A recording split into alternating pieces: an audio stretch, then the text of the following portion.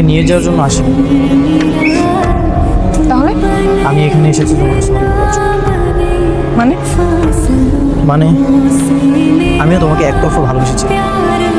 আমি ভেবেছিলাম তোমার ভালোবাসা আমি অর্জন করতে পারবো, একতরফা ভালোবাসাকে আমি দুই তরফা ভালোবাসা পরিণত করবো।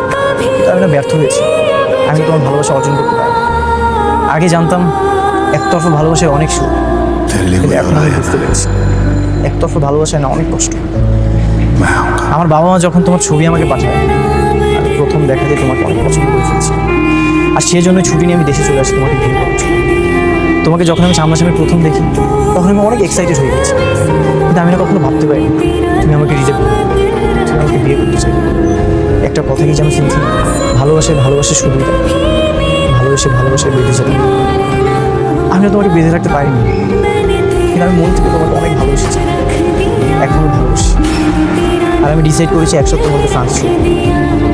এই কয়েকদিন না যাওয়া পর্যন্ত তুমি আমার বাবা মার সঙ্গে হাসিখুশিভাবে থাকো, তাদেরকে না তুমি বুঝতে দিও। আমি যতটুকু জানি 6 মাসের আগে ডিভোর্স দেওয়া যায়।